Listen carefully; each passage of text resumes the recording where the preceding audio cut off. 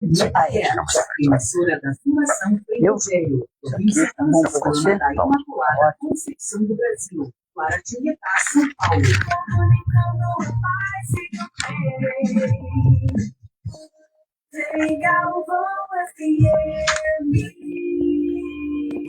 Agora é Ponto de Vista.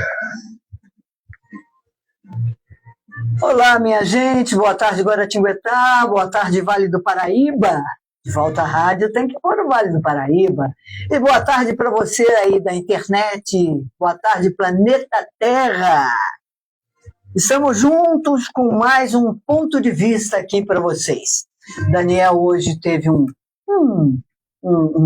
problema particular, infelizmente, um falecimento, e não está aqui conosco. Mas com certeza ele deve estar ouvindo aonde ele está. Se eu bem conheço quem trabalha em rádio, não para de ouvir rádio de jeito nenhum, né? E tá aí. Nosso ponto de vista hoje é uma coisa muito interessante, principalmente para esta época do ano. Está aqui Marcos Souza. Boa tarde, Marcos, muito bem-vinda. Boa tarde, agradeço o convite. Tá bom assim?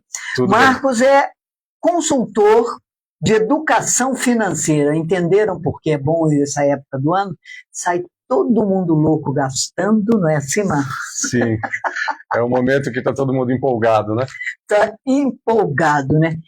A primeira pergunta que eu tenho que fazer para você, Marcos, é a seguinte: por que todo mundo tem medo de falar de dinheiro? Olha, isso é uma coisa cultural, sabe? A gente não tem uma educação financeira na escola, a gente, pela nossa cultura mesmo, a gente não tem essa cultura familiar de conversar sobre dinheiro, e é uma coisa que faria, e faz, para quem faz, muita diferença. Então, a principal razão é isso, principalmente o contexto familiar e escolar, que a gente não tem esse conhecimento. Você acha que tem alguma coisa de crença nisso? Por exemplo, dinheiro é coisa do diabo, né? Dinheiro você vai ficar preso nele, a gente não pode falar. Alguma coisa nesse sentido? Uma coisa de crença? Tem? Olha, parece uma coisa absurda, mas tem sim, viu? Porque muita gente acaba associando o dinheiro com uma coisa suja às vezes, sabe? Isso. Mas sabe o que acaba influenciando isso? É a maneira que o assunto dinheiro é tratado na família.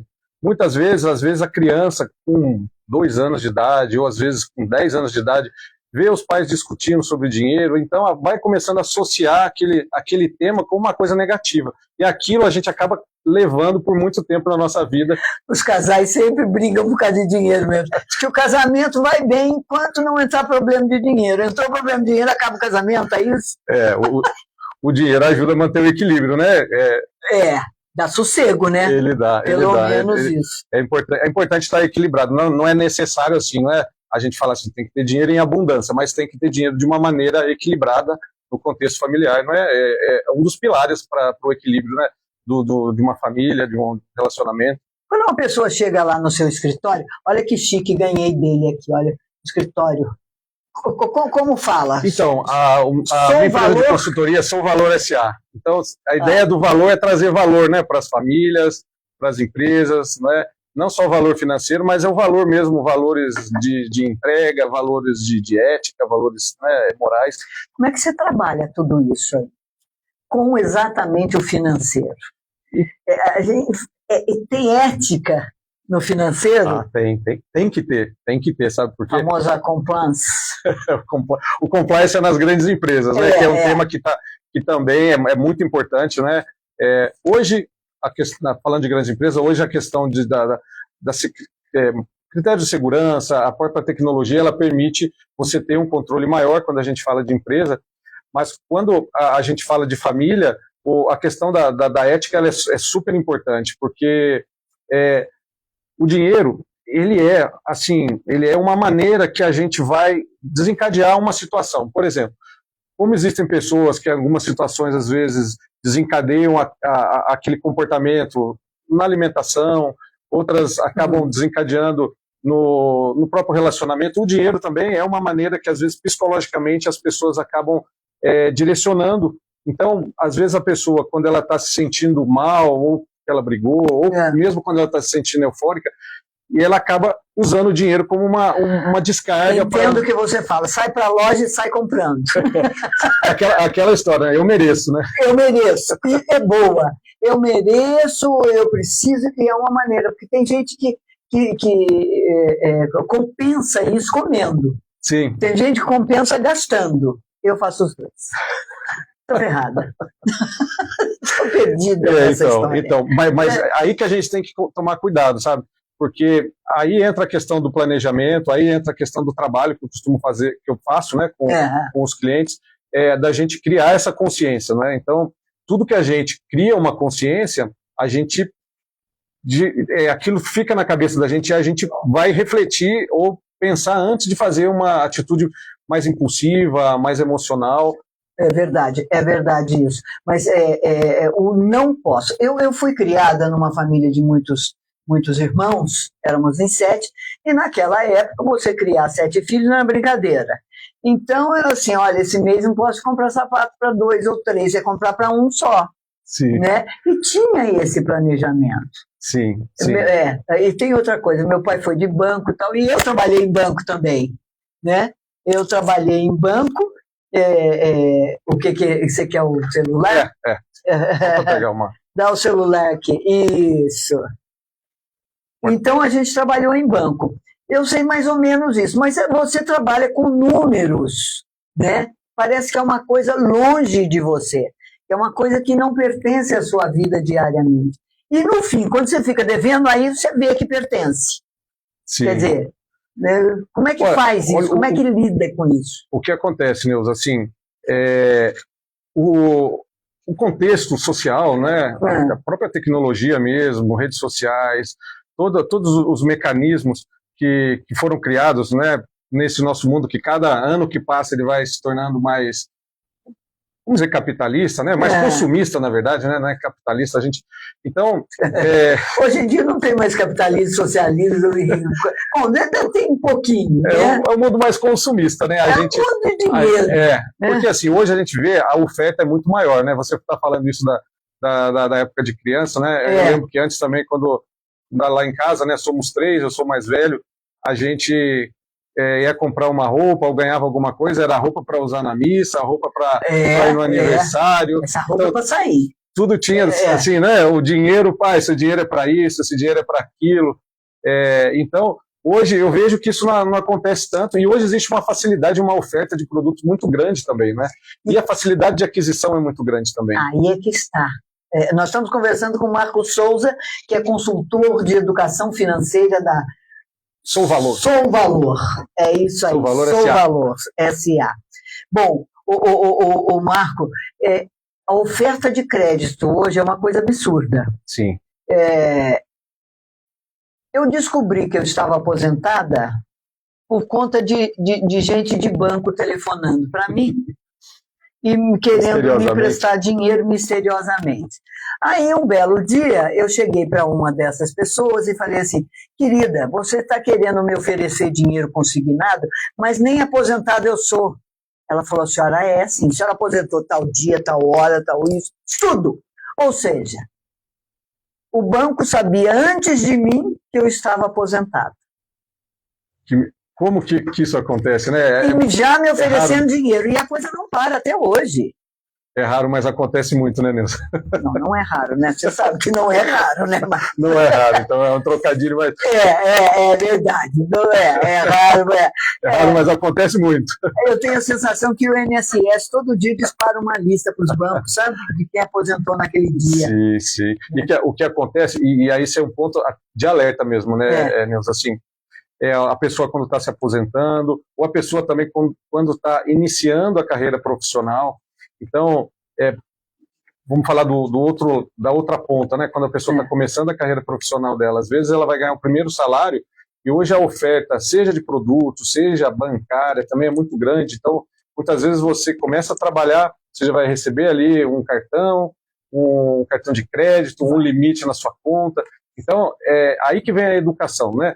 Essas são ferramentas que podem ser usadas para o bem e para o mal, né? Vai depender da pessoa, da maneira que ela vai usar aquela pessoa. São mecanismos que facilitam a vida da gente, são mecanismos úteis, mas se a pessoa não tem a educação, não tem o conhecimento, não tem essa consciência, aquilo pode se reverter contra a pessoa. Então, de que maneira?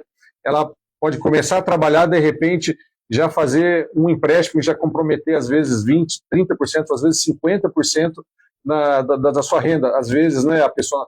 Na minha época, só gostava de comprar carro. Hoje em dia, né? Eu vi numa matéria outro dia que uma mulher falou assim, eu vivo de empréstimo. Então, aí a gente vai faz um empréstimo para pagar o outro, faz um empréstimo para pagar o outro, e assim vai indo. Então, assim, o empréstimo, né, dívida, não é que nós tenhamos que viver a nossa vida inteira sem dívida, mas o que a gente tem que tomar cuidado, a gente tem dois tipos de dívida, Nilza. A gente tem a dívida de construção de patrimônio, exemplo. A gente vai, por exemplo, você vai comprar uma casa, vai comprar um apartamento. Pouquíssimas pessoas hoje no nosso país têm condições de guardar, às vezes, 200, 300 mil reais para fazer uma compra à vista de uma casa. Nossa, menina, eu estava feita na vida com 300 mil. Então, para esse tipo de compra, é necessário uma dívida, né? Então, é necessário uma dívida, mas uma dívida planejada, você sabe quanto que aquilo vai comprometer do seu rendimento, então você também tem que tomar esse cuidado. Despesa fixa. É uma despesa fixa, que você já vai, e você vai fazer conscientemente. Então, o que você tem que olhar quando fazer uma despesa desse tipo? Né, por exemplo, um casal acabou de casar, de repente vai ali constituir uma família e vai fazer um financiamento. Então, a gente tem que ter consciência que um financiamento, por exemplo, ele é um financiamento que vai durar 20, 30 anos. Então, é muito importante saber quantos por cento, né? Então, se a minha renda é de 5 mil, aquele financiamento ele não pode comprometer mais do que 20% da minha renda, porque eu tenho que pensar que essa vida nova vai trazer outras despesas. Exato. Às vezes daqui a um tempo vão vir os filhos, então e você está adquirindo uma conta, né, que vai uma despesa fixa que vai ficar com você ali por muitos anos. E então essa é uma dívida que é necessária muitas vezes fazer, na grande maioria do contexto nacional é necessário fazer, mas tem que ser uma dívida planejada. E principalmente essa questão de quanto essa dívida vai pesar no seu orçamento, para aquela conquista ela não virar um peso para você, né? Porque às vezes a gente corre até o risco da dívida durar mais que o casamento. Olha, é provável. A dívida é longa. A dívida é longa, é verdade. Quanto por cento, você fala para um casal assim, quanto por cento, como é que você faz assim, eu ganho R$1.000 por mês, vamos lá, certo. R$1.000, quanto é que eu posso gastar? Gastar, olha a fala minha, gastar, eu quero dizer assim, bobagem. Né? Olha, Neuza, assim, a gente tem contextos, momentos na nossa vida, né, que nem eu comentei com você, a gente tem um momento que a gente está ali solteiro, começou a trabalhar, não tem muitas responsabilidades, né, às vezes mora na casa dos pais, aí depois a gente passa... Mas hoje em dia usa muito isso, os meninos não saem mais de casa, né? Ficam até os 35, 40 anos morando com papai e mamãe. Então a sociedade está mudando bastante. Não tá? E por isso, mais uma vez, é mais um porquê do dinheiro, né? Porque a gente está vivendo mais, então assim, a gente vai viver mais, a gente vai ter que saber administrar nosso dinheiro por mais tempo. Mas voltando à sua pergunta, levando em consideração esses momentos, né, que você está sozinho, depois você tem casou, depois você tem filhos, tem outros tipos de despesa, mas de uma maneira geral, a regra que é utilizada é a gente gastar 50% do que a gente gasta, ou seja, metade do que a gente gasta, com as despesas fixas necessárias. Então, são as despesas de luz, água, supermercado e tal. 30% com as despesas do nosso estilo de vida, que o estilo de vida é o que eu gosto de fazer, às vezes eu gosto de cuidar da saúde, às vezes um pouco de lazer, não é? Vestuário, essa questão toda. E 20% você pensar nos seus projetos do futuro. Né? 20% então, guarda. Você guarda. E como eu comentei, essa é uma regra geral. Né? Tem momentos da vida que a gente vai estar, por exemplo, construindo, mas no momento de um financiamento. Você está começando a construir a sua vida financeira, o seu patrimônio, talvez você vai ter um pouquinho mais de dificuldade para guardar, porque você vai ter um pouco mais de gasto fixo. Então, ele vai se adaptando, né, de acordo com o momento, mas de uma maneira geral, se o casal, a família atingir esses percentuais, ele vai estar construindo aí um futuro sólido, porque não é como você comentou, você se aposentou, e quando a gente aposenta, muitas vezes a gente precisa complementar a nossa renda, né? Então, a gente tem que pensar no nosso eu do amanhã também. O né? eu do amanhã. Esse é o difícil, né, Marco? Não é Pensar no eu do amanhã. No seu escritório, na sua consultoria, é individual, para a empresa, você trabalha com os dois? Olha, trabalho com famílias, né? Muitas vezes o marido ou a esposa, ou às vezes o casal mesmo. Eu penso que é super importante, né? A família sempre está envolvida nessas conversas, trazer os filhos, porque é um assunto que o dinheiro ele está presente desde que a gente nasce até no momento que a gente morre, né?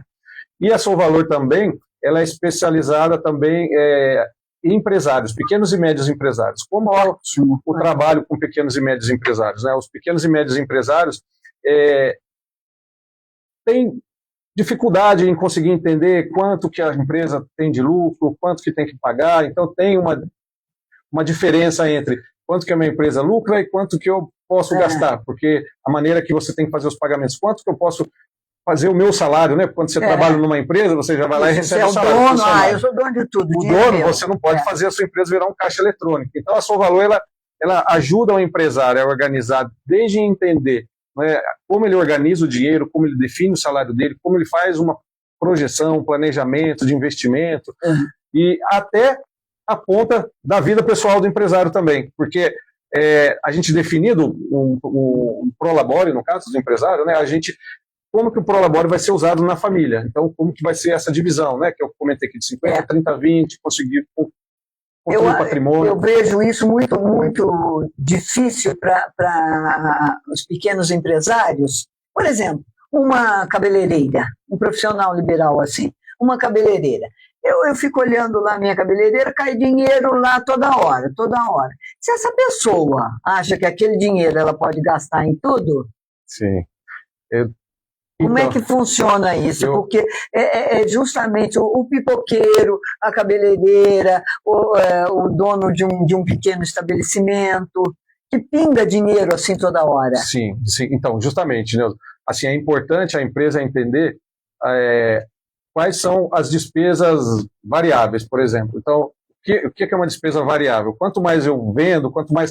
Exemplo, uma cabeleireira, né, usando o seu exemplo. Quanto mais a cabeleireira atender, mais ela vai gastar de shampoo, mais ela vai gastar de coloração, ou seja, são gastos, quanto mais ela faz, mais ela tem o gasto. Então ela tem que saber quanto que é esse gasto. Então do valor que ela cobra vai ser uma parte que é esse gasto. E tem um gasto que ela vai gastar, independente se ela atender uma cliente ou se ela atender 10, que são, por exemplo, o aluguel, a conta de luz, a conta de água. Isso. Então eu trago essas informações para o cliente. E outro ponto que é importante também, cada negócio é importante você entender a sazonalidade. O que é sazonalidade? É uma palavra meio difícil de falar. Mas é assim, por exemplo, tem momentos, por exemplo, uma cabeleireira, que eu já atendi alguns salões. O momento que tem mais entrada de dinheiro é o momento do final de ano, porque é a época de festas, todo mundo quer se arrumar para participar de formaturas e tal. Isso. O começo do ano tem um pouco também. Então é uma época que entra dinheiro. Mas, de repente, tem alguns meses ali do ano, talvez o mês de fevereiro, março, que ele entra um pouco menos. Sei. Então é importante. Baixa temporada. Se você achar que o seu salário é o que você ganha em dezembro, vai chegar no mês de baixa, você não vai sobrar o dinheiro. Então, para entender, para você ter uma visão média, né, de quanto que é um valor médio. E vai ter mês que vai sobrar, vai ter mês que vai faltar. Então, quando sobra, ele complementa o que está faltando. É dessa maneira que eu trabalho com os empresários, e essa lógica ela se aplica a outros negócios também. Olha, Marcos, eu aprendi uma coisa. Para você enxergar bem isso, as pessoas falam, não, mas tem dinheiro na conta. Eu falei, você já viu? Põe no papel. Não precisa pôr no papel. Põe no papel. Sim, o registro é a primeira passo, coisa, né? Não é? Sim. Aquelas tabelas ajudam.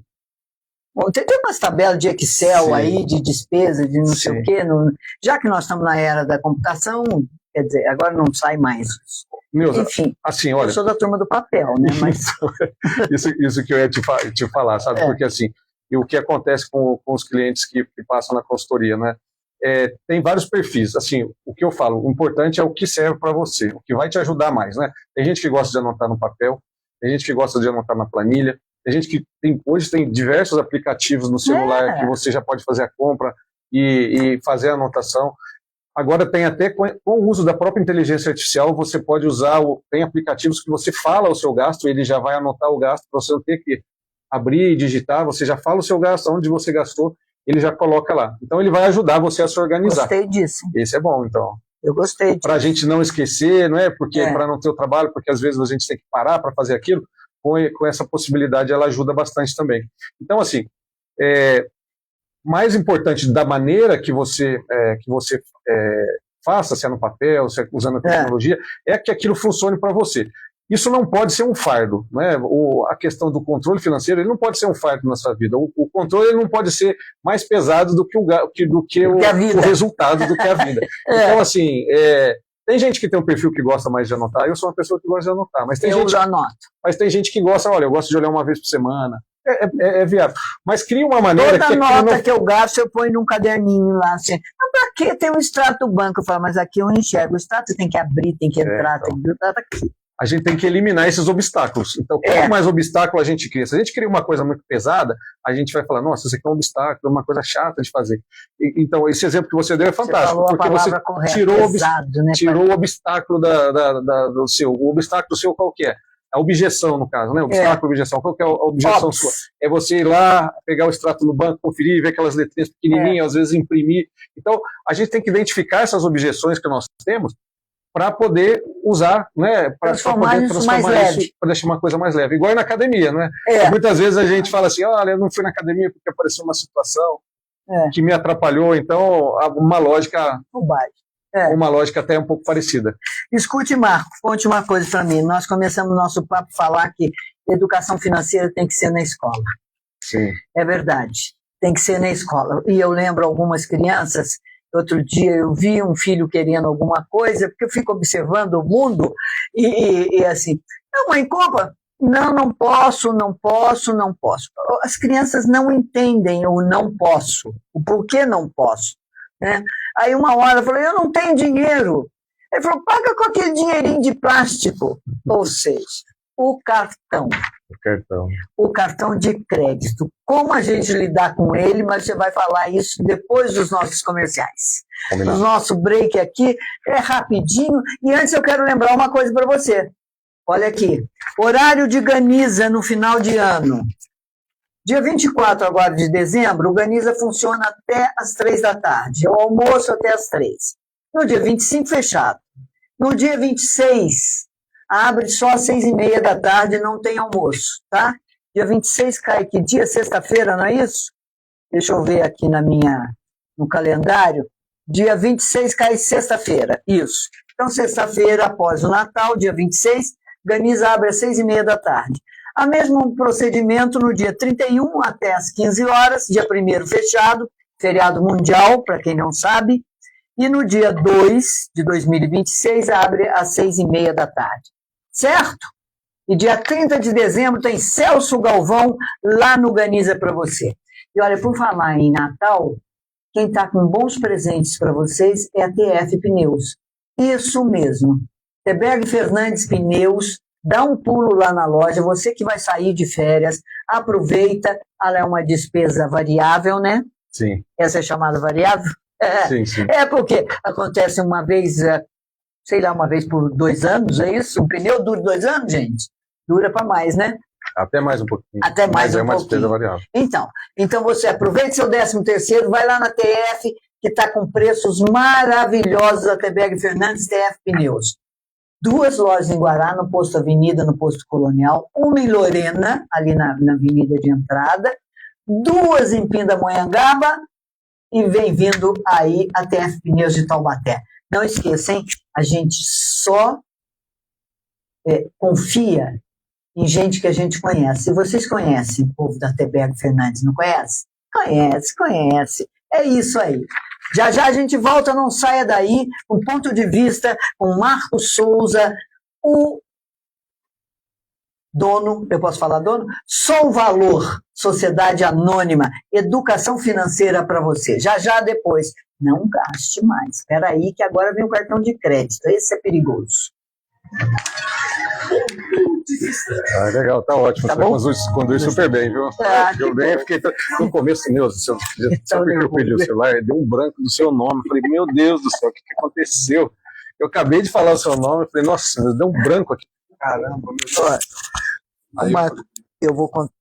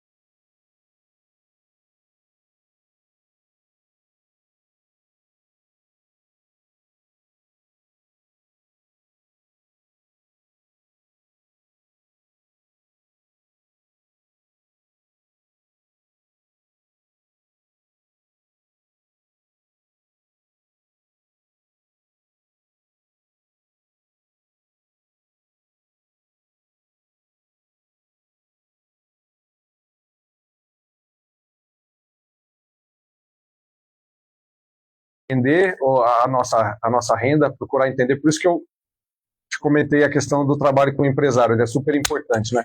Para o empresário poder entender quanto que ele pode retirar da empresa, quanto que aquela empresa permite pagar de prolabore para o empresário, porque a empresa não é um caixa eletrônico. Se a gente tratar a empresa... O prolabore, para quem não sabe, é o salário. É o salário, é o salário isso, do é o salário do proprietário. É.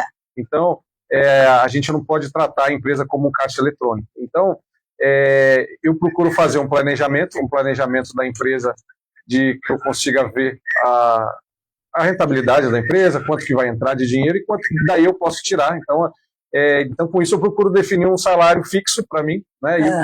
E esse salário eu tenho que... Você não tira um pouquinho mais, não? Assim. Então, quando se trata de um empresário, como que funciona? O empresário, ele precisa... existe a distribuição de lucros, porque o prolabore, o salário do empresário, vamos chamar, né? Ele não é para te deixar rico nem para fazer as vontades, vamos dizer assim. Ele é para a gente bancar as despesas do dia a dia.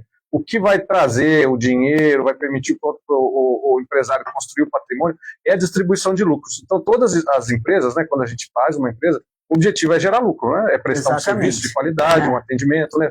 Trazer soluções, que é o que a gente traz, e as retiradas, você vai fazer as retiradas além do seu salário, você vai fazer em distribuição de lucro. Essa distribuição de lucro, cada empresa define se ela faz em 3 meses, se ela faz semestral, se ela faz anual. Divide o lucro com os funcionários e tudo. Também é uma política comunista. Você sabe que quando começou isso no Brasil era coisa de comunista, né? Distribuir lucro, onde já se viu uma coisa dessa? Mas é necessário. É saudável, sem dúvida, né? Porque a gente tem um funcionário bem pago, você tem uma empresa produtiva, na verdade? Com certeza. Porque todos têm que estar, a cultura da empresa tem que estar alinhada, né? E faz parte da cultura da empresa também a remuneração, né? Então, os valores da empresa, os valores, né, culturais da empresa, a missão, os valores, né, os pilares da empresa, e um deles não deixa de ser a remuneração. Eu acho super justo fazer essa distribuição. Ô Marco, conte uma coisa, vamos lá no cartão de crédito. Como viver no Brasil com salário mínimo de R$ 1.500 e um cartão de crédito na sua mão? Ai, ai, ai. A cara do Sadal. Olha, você já estourou o cartão de crédito? Então, eu sou um cara bem comportado. Ele é comportado. Mas assim, você não tem nenhuma vontade, assim, um ímpeto de nunca te deu uma loucura? Vou trocar de carro. Não, assim, tem, sabe qual que é o eu não posso falar isso assim, mas senão minha filha e minha esposa vão ficar bravas, mas assim, hoje é mais, assim, controlar as vontades dos jovens, adolescentes, que gostam das coisas, né, e tal. Mas assim, é tudo com equilíbrio, né, Neuza? É tudo com equilíbrio, né? O cartão, ele é uma ferramenta, né? Uma faca, a gente pode usar uma faca para fazer um bom almoço, fazer um churrasco, mas a gente tem que tomar cuidado com a faca, se a gente colocar o dedo na frente, o dedo vai embora, né? Vai o dedo. Então, né, o cartão é uma ferramenta que, assim, se a gente olhar o lado positivo do cartão, né, é uma ferramenta que permite a gente organizar, por exemplo, você saber ali quanto que você está gastando naquele mês. Então, a partir do momento que você usa o cartão como uma ferramenta positiva, que você vai se determinar um valor, por exemplo, meu salário é 2.000, eu vou determinar dentro do meu contexto que eu vou gastar R$500 no cartão. Então, você controlar aquilo. Então, ela é uma ferramenta que vai te ajudar a controlar, porque você sabe que o seu limite está ali, você já pode, com o próprio banco, já determinar o limite. E uma maneira de você ir monitorando esse gasto no cartão é, por exemplo, se você colocou um gasto no cartão de R$400, a gente sabe que o mês tem em média 4 semanas. Então, a gente vai monitorando, né? Se na primeira semana, se eu falei que ia gastar no mês 400, na primeira eu já gastei 300, alguma coisa está errada. Então, a ideia é, se você determinou 400, você tem que gastar em média R$100 por semana ali no seu cartão de crédito. Mas o problema é que o crédito é assim, dividido em parcelas. Né? Agora, como você mesmo falou, e a gente sabe, estão oferecendo dinheiro a 3x2 para todo mundo aí. Então, o estímulo é muito grande, né, Neuza? Eu pergunto para as meninas quando me ligam, assim, às vezes eu dou trela, estou de bom humor, eu dou trela. Quanto custa seu dinheiro? Ela, o quê? Você não sabe o preço do seu dinheiro? Dinheiro tem preço, não tem? Sim, tem preço. E o que está acontecendo, assim, dar o valor no dinheiro, né? A gente está perdendo a dor de gastar, né, Neuza? O que acontece, né? A gente né? Quando a gente era criança, precisava comprar alguma coisa, a gente tinha que ir lá no banco, sacar o dinheiro. Então, às vezes, no meio do caminho, a gente desistia, né? Porque, nossa, mas pegava aquele dinheiro na mão e falava, nossa, mas isso é muito dinheiro, né? Hoje, no cartão, a gente não tem essa dor mais. Então, você passou ali, né? Então, e pra gente, assim, muitas vezes, o que dói mais? Fazer uma compra de R$300 ou fazer uma compra de 10 vezes de 30? Às vezes você olha assim, 10 de 30, mas isso é tão pouco. Mas aí, esses escorregões, eles vão se acumulando, né? Somos 30 com 19, com 15, com 20. No final do mês nós estamos perdidos. E aí você já entra o mês, se você colocou aquele limite, você já entra o mês mais da metade do seu limite aí. Quando você passa o cartão de crédito, vem a fatura, diz, mas aonde que eu gastei isso? Também tem isso, né? Como lidar com isso para a gente que é brasileiro e que a gente é muito emocional, né, Marcos? Sim. Impetuoso. Acaba já agindo muitas vezes no impulso, né? E os o ímpeto para entrar no buraco, o pior de tudo é isso. Não é? Né? Assim, tem toda uma questão social, né? Que a gente, o consumo, ele é uma maneira da gente pertencer também na sociedade, né? Então, e às vezes a gente, nesses impulsos, né? Nesse ímpeto que você comentou, a gente acaba não pensando para fazer as compras. E os mecanismos são feitos justamente para a gente não pensar mesmo, para a gente agir de uma maneira mais impulsiva possível. Então, maneiras da gente fazer isso é evitar parcelamento, é uma estratégia que eu uso bastante com os clientes, né? Pensar antes de fazer aquela compra. Não, um exemplo bobo assim, mas que faz diferença. Ir no supermercado com fome. É terrível. Eu já fiz isso, entendeu? Várias vezes. Evitar os gatilhos também, né? O que é um gatilho, por exemplo? Se eu toda vez que eu vou no shopping, eu acabo comprando uma coisinha que eu não preciso. Passei na frente daquela loja, vi uma sandália super legal, ouvi um enfeite de Natal. Então, aí eu vou almoçar, de repente, eu vou lá, eu vi aquilo ali. Então, assim, cria mecanismos que evitem você de entrar naquela situação, entendeu? Porque na hora que você entra naquela situação, você já sabe que aquilo é um gatilho que vai fazer você gastar. Como é que você faz? Agora eu vou perguntar para o psicólogo, não para o consultor. Um pouco psicólogo, consultor também, viu? Não é? Às vezes meio a meio, até 50-50 ali. O que você fala para o cliente assim? Você já deu a dica, não vá no supermercado com fome, eu já fui. Aí a gente chega em casa com tanta tralha que não precisava e perde. E perde, tem isso ainda, né? E perde, o brasileiro perde muito, não o alimento principalmente, né? Sim, a gente acaba comprando no impulso mesmo, né? E a oferta é muito grande. Como é que você trabalha esse cliente, então, que tem impulso? Porque tem pessoas que têm o ímpeto de comprar, gastam mesmo, são gastadeiros, que a gente chama. Sim. E isso é um descontrole emocional. Sim. Né? Olha, Neuza, isso que você comentou é um ponto super importante. O trabalho do consultor financeiro, planejador financeiro, acaba sendo um pouquinho psicólogo também, né? Porque o dinheiro ele está muito ligado com a questão psicológica mesmo, de comportamento, né? Do nosso comportamento, né?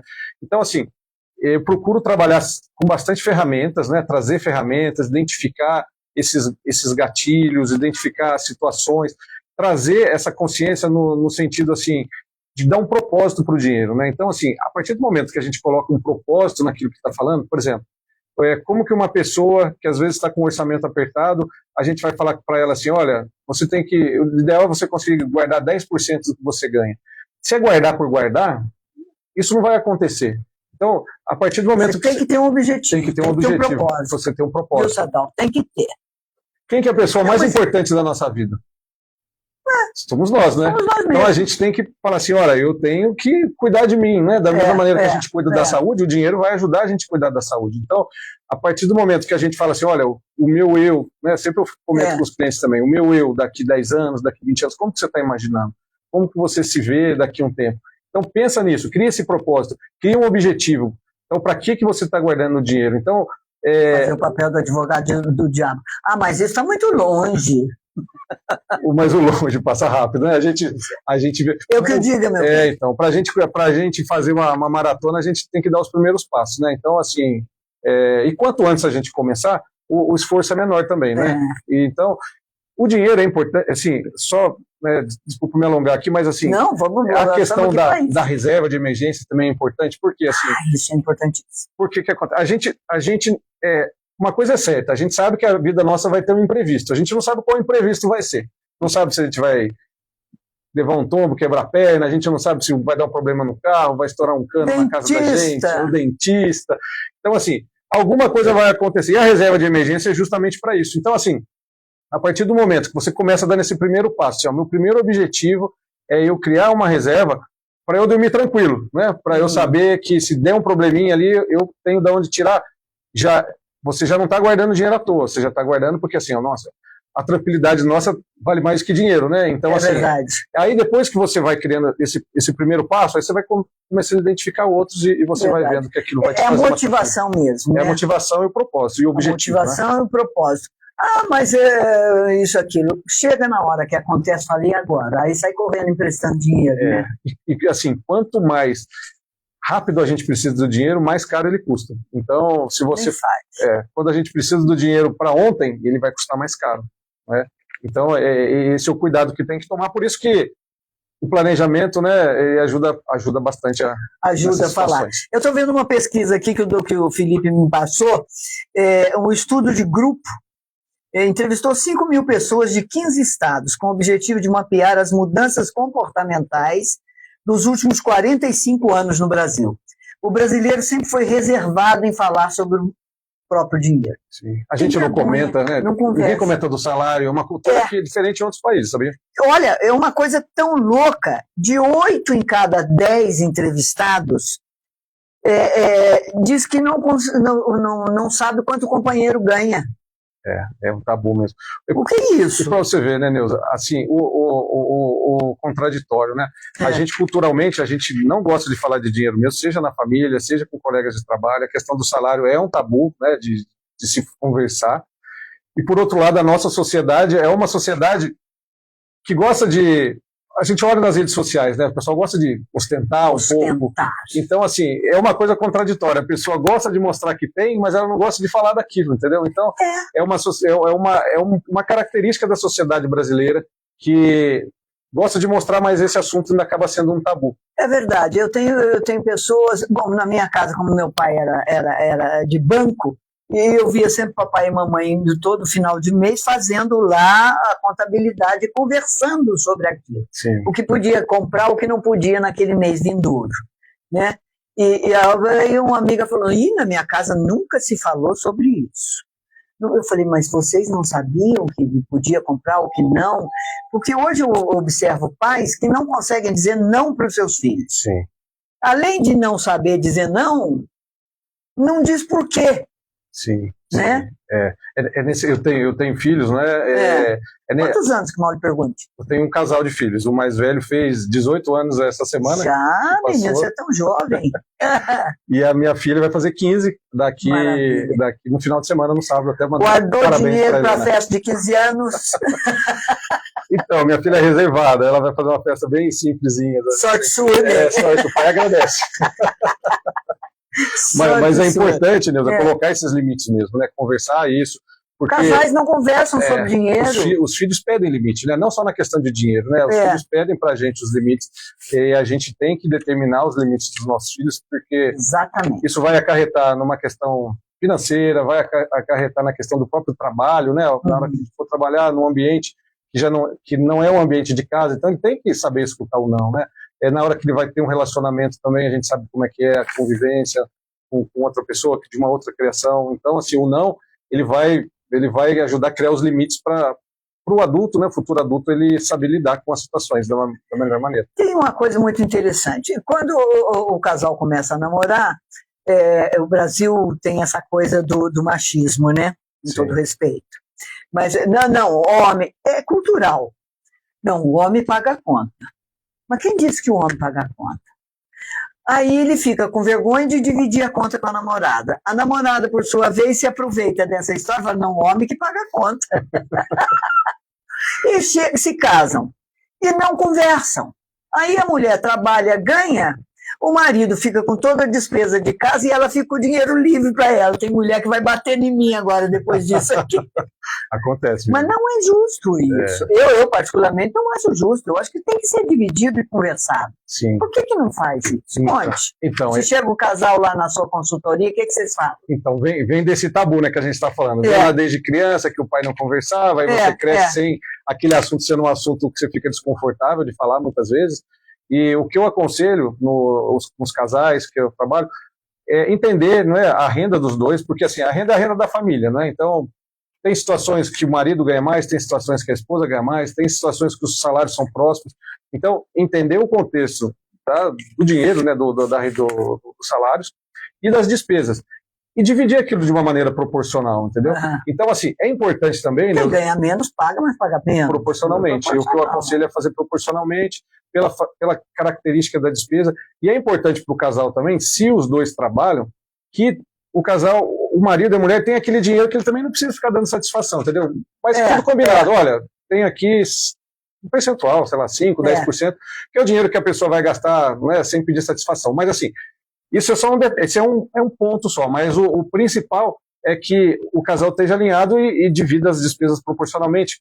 Planeje o futuro da família também, não é? Se vai querer ter filhos, se vai querer mudar de percentual casa. De despesas pessoais.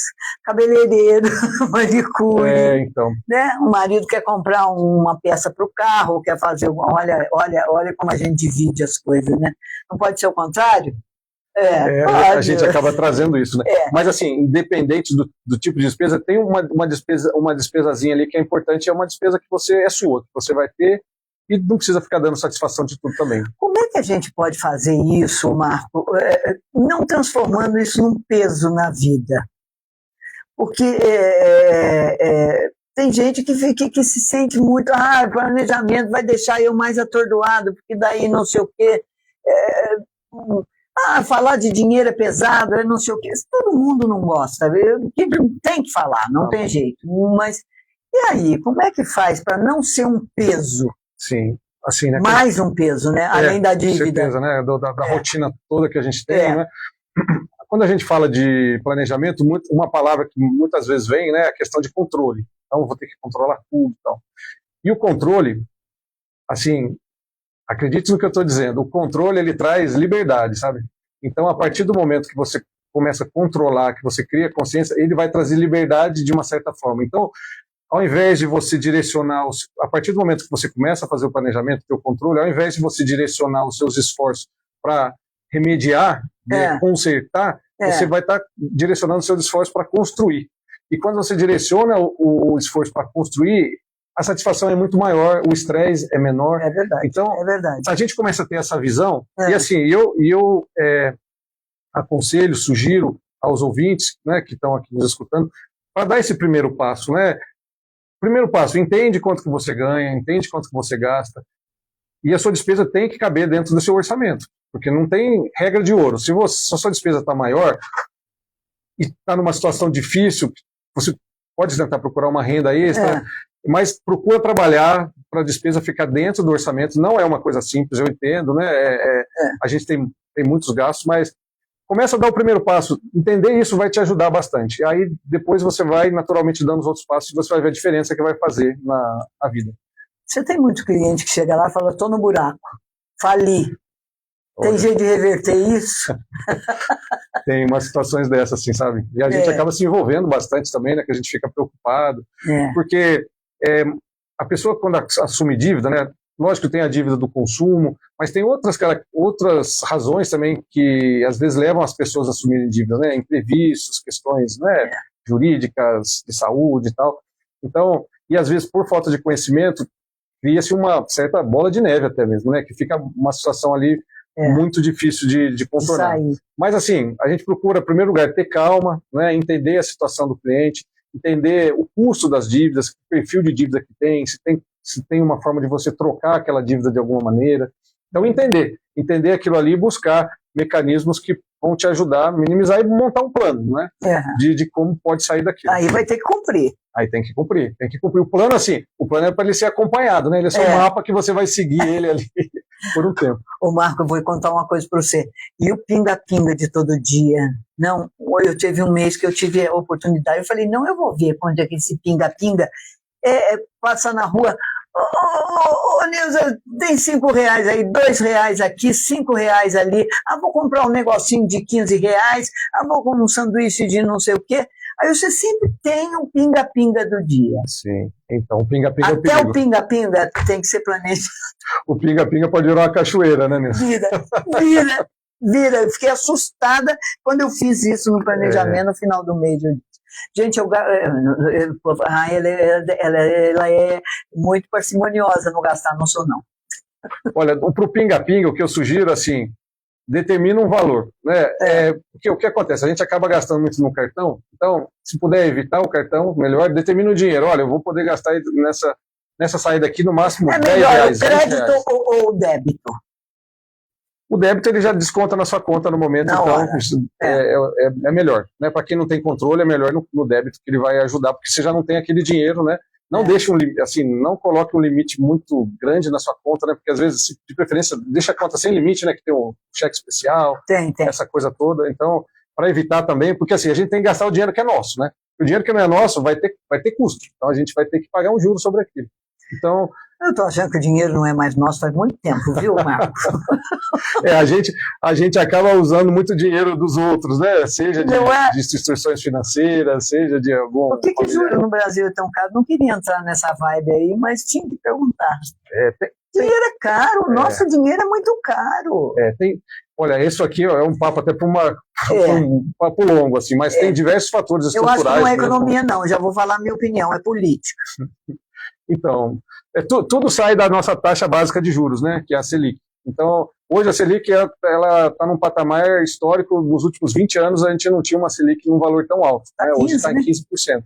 Então, é o juro mínimo, né, que se cobra para se emprestar dinheiro até mesmo entre bancos. Então, isso ele vai determinar os outros juros. E aí no Brasil tem muita questão do crédito também, a facilidade de você receber aquele dinheiro hoje, às vezes quando a pessoa não paga, é difícil de cobrar também, isso é um dos fatores que ajuda a encarecer. E a questão da Selic ser alta é porque o Brasil precisa financiar, né, dinheiro que vem para cá, né, para os investidores terem interesse em mandar o dinheiro para cá. Vocês pagam mais para ele do que para nós, tá, isso, gente? uma coisa vai somando na outra aí e a gente vai vendo. É muito difícil mesmo. Olha, Marco, tá uma delícia esse bate-papo nosso aqui. Agora, para a gente fechar, tem um minutinho, compras de Natal. Aí não tem, mas eu não posso deixar de comprar. Mas eu não posso, ele me dá um presentinho todo ano, eu tenho que dar um retorno. Sim. E agora? Olha, a gente sempre quer dar... Eu não vou nem falar de 13º de empresa. A gente sempre quer dar um presente bacana, né? Um bom presente e tal, para a família, para os filhos, para os pais, para os amigos. Fala a verdade, não dou mais nada para ninguém. Olha, o que eu aconselho é assim, primeira coisa, faça um orçamento e uma lista das pessoas que você quer dar um presente. Então, quantos que eu posso gastar? A gente vai saber lá, tem gente que vai gastar 100, tem gente que vai gastar 200, tem gente que vai separar 1.000. Então, dentro da realidade de cada um. E depois lista para quem que você quer dar aquele presente. Se você pode gastar R$500 no final do ano, e se você tem uma lista de 20 pessoas, não tem como você dar presente de R$100 para a pessoa, porque o dinheiro vai estourar, né? Então, você tendo a visão de quanto você pode gastar e para quem você quer presentear, você sabe, se eu tenho lá R$500 e são 10 pessoas na minha lista, é um presente em torno de R$50. Às vezes, um que você vai gastar um pouquinho mais, você tem mais próximo, você gasta uns 60, o outro você vai gastar 30, mas você equilibra, entendeu? Mas essa é uma forma que ajuda bastante, porque às vezes a gente começa gastando empolgado, e aí o que acontece? Para quem a gente compra um presente primeiro, fica um presente melhor, e quem fica por último acaba ficando com presentes piores, entendeu? E olha, para lembrar, vai para a praia, eu fazia assim, posso gastar 50 por dia. Isso aí, já pensa antes de fazer. Pensa antes de fazer. Vai encher a cara, vai beber mais do que pode, daí fica gastando mais do que deve. Marco, muito obrigada pela sua atenção, não posso passar aqui do tempo. Bem-vindo e volte sempre. Obrigado, eu que agradeço, desejo a todos os ouvintes, a você, ótimas festas, feliz ano novo para todos, com muita prosperidade e com muita saúde. Muito obrigada para você, sua família, para você, querida assessora, está aqui. Como é que ela chama? Como é que você chama? Josi, a Josi está aqui filmando também, para vocês todos aí. A gente volta na quinta-feira com um ponto de vista, junto aqui, sintonizadinho com vocês. Beijo, fiquem com Deus. Não esqueça, a partir das 5 da tarde, 6h30, tem chopp no Graniza. Uma delícia, melhor chopp do Brasil. Muito bom, obrigado. Obrigada, Viu? Obrigado. Eu que Adorei. agradeço, muito obrigada mesmo. Foi muito legal. Foi um Produziu prazer. super bem. Eu gosto. Então dá para ver. Você brilha, né? O olho Eu brilha. gosto. As pessoas falam, eu aposentei